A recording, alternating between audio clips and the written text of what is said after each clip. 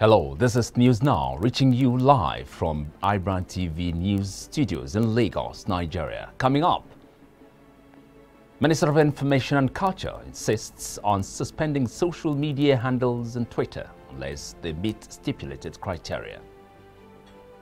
Senate queries Public Procurement Act in the award of 229 million naira contract. Inflation fears loom in United Kingdom as factory prices surge. Bomb explosion kills 3, wounds 14 others in eastern Pakistani city.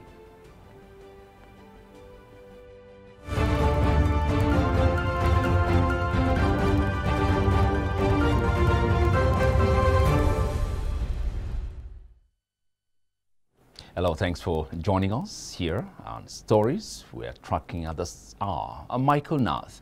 The Honorable Minister of Information and Culture, Lai Mohammed, has insisted on suspending social media and Twitter handles who failed to meet stipulated criteria. The minister insisted that any defaulting social media and online platform would have to meet the 3 criteria before suspension would be lifted.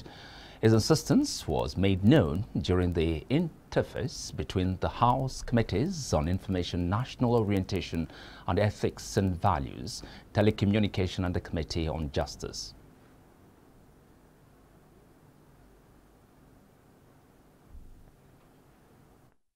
We have to consider the economic dethronement of the mass of Nigerian youths who live and survive trading on Twitter, doing so many other things. Honorable Minister, I remember you were a very good user of Twitter when you were the spokesman of the party.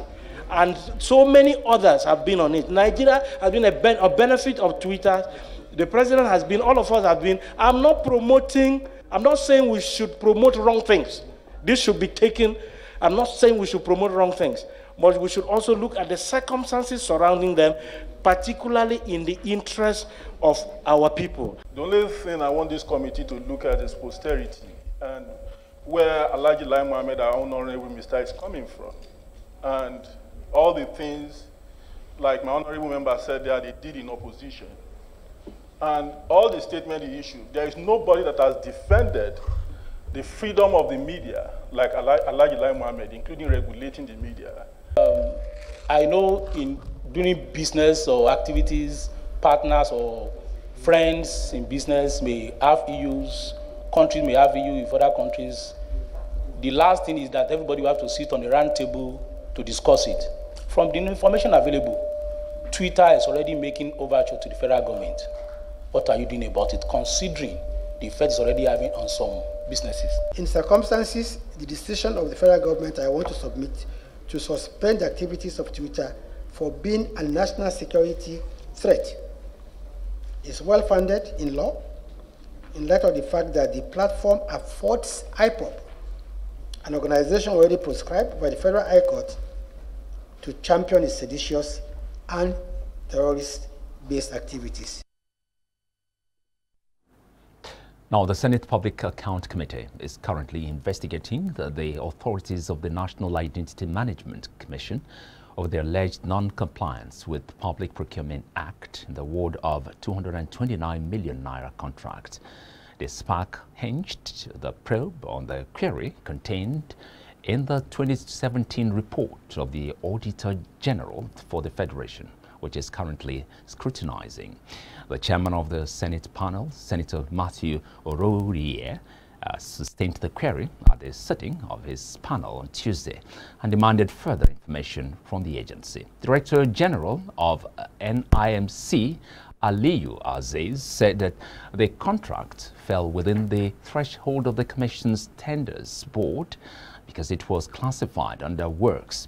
He said all the servers had been supplied before the initial payment of 45%, which represents part of payment and not mobilization. He said the Commission will on Wednesday, that's today, submit a 225 billion naira proposal to buy more servers in order to take the whole population. But Oroye said it was wrong for the Commission to continue the 2012 procurement process in 2017. The Nigerian Guild of Editors says Nigerian media is not a political opponent or enemy of the federal government. The NGE, in a statement by its president Mustafa Issa and General Secretary Yobusa Owogiare, was reacting to what it described as draconian provisions in the two bills to amend the Nigerian Press Council Act and the National Broadcasting Commission Act currently before the National Assembly. According to the NGA, many of the attacks on the media by political elites are designed to bully media organizations. The NGA called on the National Assembly to remove the obnoxious provisions in the two bills that make it look as if they were meant to strangulate instead of regulate the media. The editors said they were also opposed to heavy involvement of the President and the Minister of Information in the composition of the appointments into the boards of NBC and the NPC, saying the board members should appoint their own chairman. The National Youth Service Corps has directed employers in the public and private sectors to demand the Certificate of National Service or exemption certificates due issued by its authorities before offering appointment or employment to any degree or higher national diploma holder. The Director General of the NYSC, Brigadier General Shuaib Ibrahim, announced this in Abuja during the NYSC Legal Aid Workshop. The organization, which said it would check presentation of fake certificates in workplaces, also advised employers to present the NYSC certificates of their existing employees to the scheme for authentication. Now, the Chief of Army Staff, Major General Farouk Yahaya, has charged troops of 82 Division Nigerian Army to remain selfless and disciplined in discharge of their duties. He said his administration would provide troops with the needed equipment and welfare to support and discharge their responsibilities effectively. According to a statement on Tuesday by the Director of Army Public Relations, Onyema Nwachukwu, the COAS spoke in his address to troops at Ababa Cantonment in Enugu State. General Yahaya, who was on his maiden operational visit to 82 Division area of responsibility, said his administration would provide troops with the requisite support, including improved welfare and equipment, to discharge their responsibilities effectively. In his welcome address, General Officer Commanding 82 Division, Major General Taurid Lagbaja, expressed the commitment of the division to tackle all threats to national security in southeastern Nigeria. Now, following this security breach in Imo State for some time, the chairman, Economic Development Initiative Committee, Jerry Chukwueke, has appealed to investors across the globe to come back to Imo State to invest as peace has fully been restored. Engaging successful governments, right from Governor Rochas Okorocha through Governor Emeka Ihedioha, and now Governor Hope Uzodimma.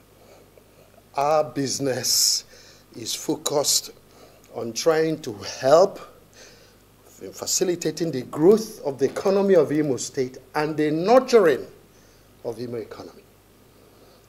It is not focused on politics. It's very difficult to separate economics from politics, but our focus is on the economy of Imo.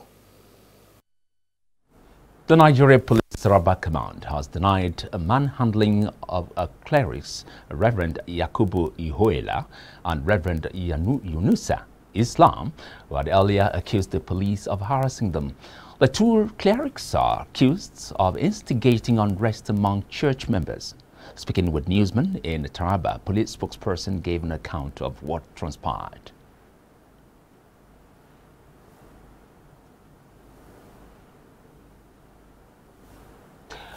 Oyo State Governor Seyi Makinde, at the inauguration of the board of the Oyo State Security Network Agency, codenamed AMOTEKUN, said that people of the state will see more visible actions being taken by the government to secure the state.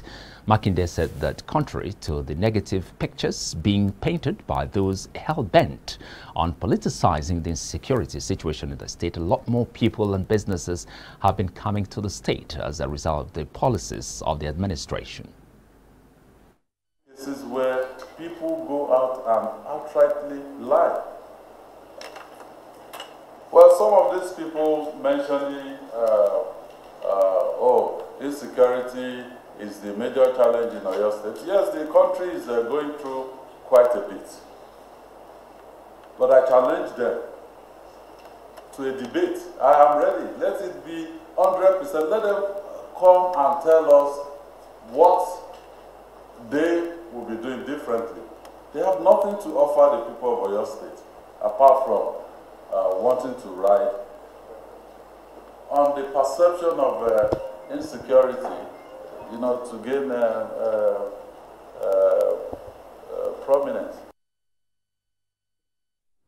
The Nigerian Labour Congress on Tuesday said it would resume its suspended industrial action in Kaduna State over the mass sack of workers and other anti-labor practices by the governor, Nasir El-Rufai administration. Though the NLC was not definite, it directed its state councils and affiliate unions to mobilize and officially communicate to all the employers of labor in the state for the latest action. The NLC took the decision after the Emergency National Executive Council meeting presided over by its president Ayuba Waba on Tuesday. Waba accused El-Rufai of failing to respect the Memorandum of Understanding brokered between the NLC and the state government by the federal government. According to him, the governor has continued to violate the provisions of the MOU, especially the no victimization clause. The Vice-Chancellor, Federal University of Ekiti, FUOYE, Professor Abayomi, says the school authority has strengthened her security apparatus with installation of cameras. This coming on the heels of a recent kidnap of students in parts of northern Nigeria and to allay fears of parents on the security of the wards in the institution. The institution has been the architect of the crisis, the problems of FUOYE. But lo and behold, shortly, the long hand of regulations and statute caught with him. And the council of the university, in their wisdom, polished him accordingly. False impression that some unscrupulous elements, faceless individuals, people who are miscreants, because by the addressing from that media that you saw, you imagine that that cannot be staff of Federal University. The council, we just want to push these allegations aside. Council want to behave responsible or responsibly. I want to say, okay, let's look into these allegations, and that is the one that is ongoing. You know, I think maybe they concluded their sitting last week, and I'm sure they will get back to council again. You're watching News Now here on iBrandTV Lagos. We'll take a breather here and return with more stories. Stay with us.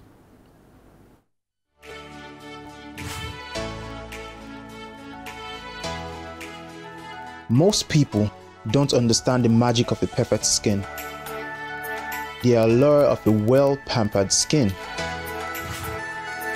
We bounce from skincare products to skincare products, from spa to spa.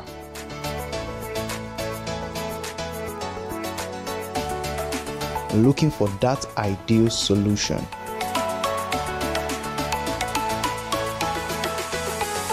I found a solution.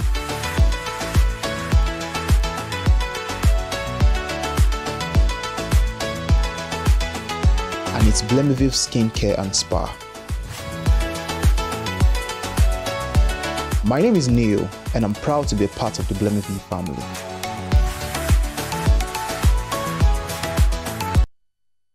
You go enter market, just make you go buy fresh palm fruits. When you reach house, you go wash, you go pound, your body go dey pain you, even your fingernails go dey pain you. But make una no worry, make una relax. I get good news for una. Una don hear of Banga fresh palm fruit extract. All you need to do now make you go for the open am. Take the amount wey you want. put am for your pot. Which soup you wan make? She na egusi, she na ogbono, she na vegetable, she na banga. My sister no waste time again. My brother no waste time again. Just go buy banga fresh palm fruit extract. They go know say you sabi cook and you be better cook. Banga, make your food yummy yum. You're watching news now from iBrandTV News Studios here in Lagos. African news now. Mauritania's former president Mohamed Ould Abdelaziz was jailed on Tuesday night. This decision from a judge in charge of investigating allegation or alleged corruption charges comes days after the former president's refusal to report to the police, as was required by the conditions attached to his house arrest. In March, Mohamed Ould Abdelaziz was charged alongside 2 former prime ministers and several businessmen with corruption, money laundering and illicit enrichment. The former president of Mauritania said he is being prosecuted or persecuted in a bid to keep him out of politics, but he has vowed he will not go into exile. Now, dozens of militia fighters in the Democratic Republic of Congo have laid down their weapons and surrendered, the first to do so since President Felix Tshisekedi announced martial law to tackle worsening insecurity in 2 eastern provinces. Around 140 men from various local armed groups sang and clapped as they handed themselves into the authorities during a ceremony in Congo's North Kivu province on Monday. Around 70 weather-beaten weapons, mostly rifles, were also turned in. Congo's mineral-rich east has been convulsed with a conflict since the official end to the country's second civil war in 2003. More than 120 armed groups are now fighting for control of the region's land and natural resources. Foreign news now. Russian Defense Minister Sergei Shoigu told visiting junta leader Senior General MANHANDLING that Moscow is committed to strengthening military ties with Myanmar. Russia's RIA news agency reported, "We are determined to continue our efforts to strengthen bilateral ties based on the mutual understanding, respect and trust that have been established between our countries," RIA quoted Shoigu saying at a meeting late Tuesday. Now, MANHANDLING was in the Russian capital to attend a security conference this week. Defense ties between the 2 countries have grown in recent years, with Moscow providing army training and university scholarships to thousands of soldiers, as well as selling arms to military blacklisted several Western countries. A bomb attack in Lahore on Wednesday killed 3 people and wounded 14 others, including some police, and police in the eastern Pakistan is said. Now, those wounded by the powerful blasts in a residential area included local people and some police officers who were manning a checkpoint set up next to the house of Hafiz Saeed, the founder of Islamist militant group Lashkar-e-Taiba. Provincial Police Chief Inman Ghani told reporters police officials are apparently the target. Some of the wounded included children who were in critical condition. No one claims responsibility for the bombing. You're watching news now from iBrandTV near Lagos. Coming up next is Sport with Jidechi.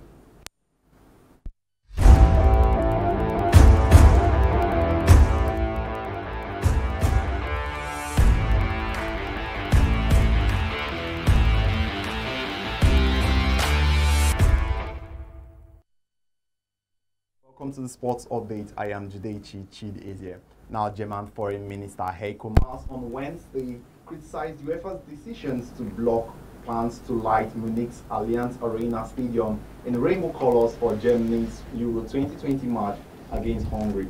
Now, in a Twitter post, Maas agreed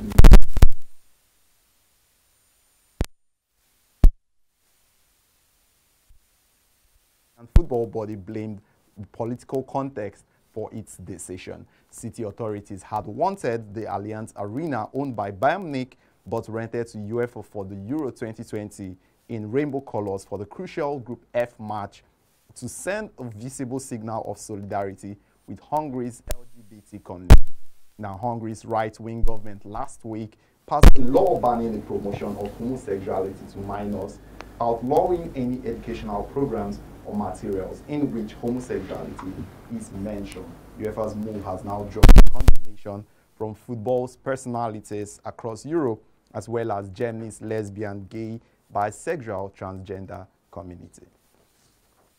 And in other stories, Tokyo Olympic organizers on Wednesday unveiled a series of tough new rules for spectators at the Olympic Games as they marked 1 month until the opening ceremony. Tokyo's 2020 president Seiko Hashimoto warned festivities will have to be suppressed to keep the games safe, and considered that organizers will need to be creative to stoke a party atmosphere. Now, the games chief earlier this week decided to allow up to 10,000 spectators into competition venues, but Hashimoto has now warned that they should not expect the kind of festival mood currently being enjoyed by football fans at Euro 2020.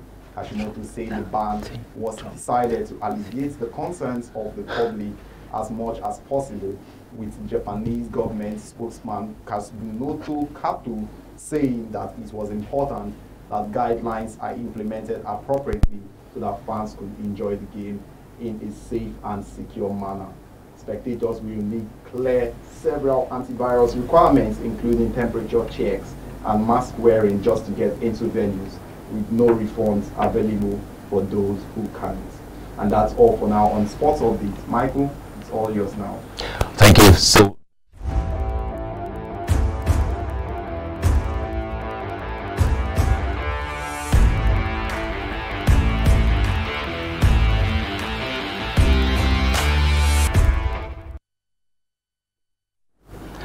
so much, Judechi, for those sport stories.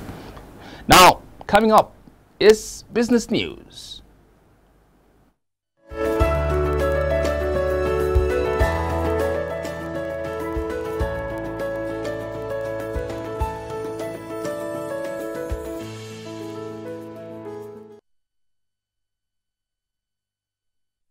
Cost pressures on UK firms have gone up at a record level, suggesting that the current surge in consumer prices may be more than just a blip.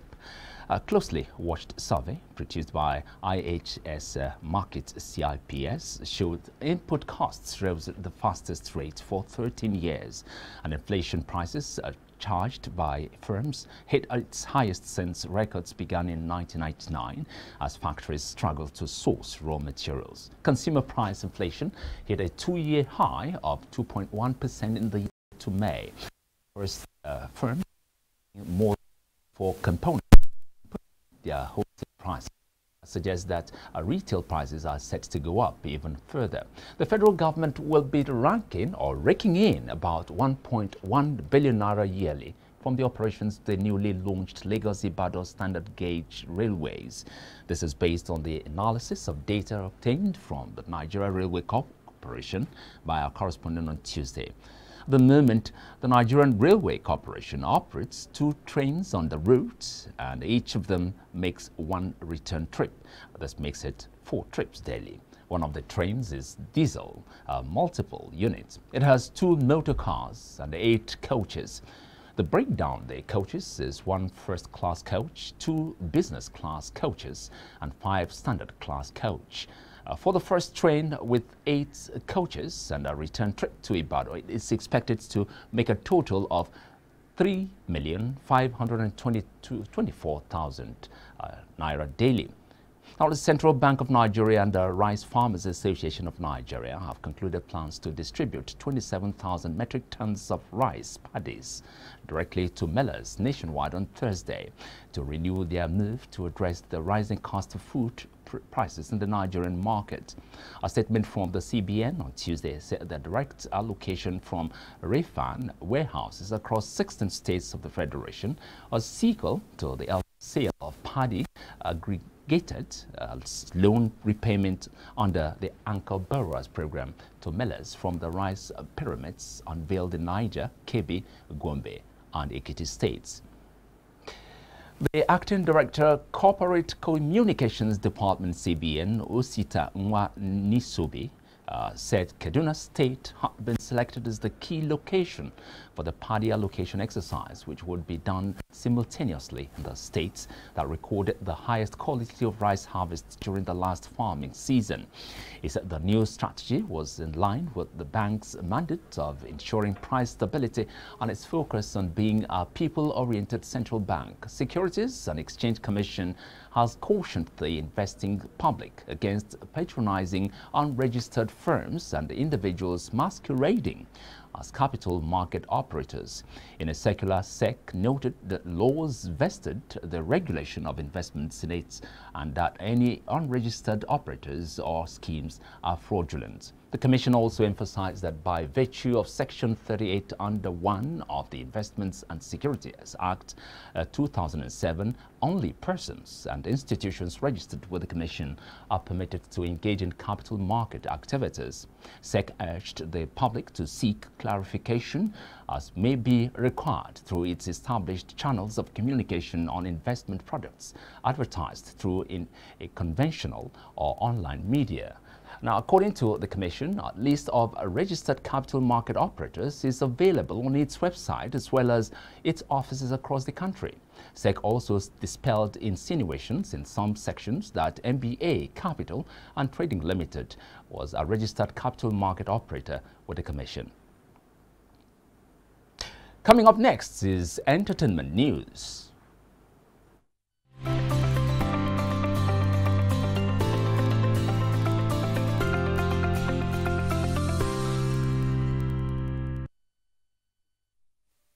Now, popular Nollywood child star turned billionaire wife Regina Daniels has been hospitalized once again for the third time in a span of a few weeks. In May, the actress was back to the hospital weeks after she underwent successful surgery in April for an undisclosed ailment. The actress revealed on her social media page on Tuesday that she is back to the hospital and is quite sad about it. Instagram comedian Zik Saloma is now a landlord in Nigeria. The popular Instagram comedian took to his Instagram stories on Tuesday, June the 22nd, 2021, where he shared a photo of the property. God has made me a landlord in such a short time. I'm forever thankful to God, he captioned the photo. Now, this is coming weeks after the comedian bought a Mercedes-Benz.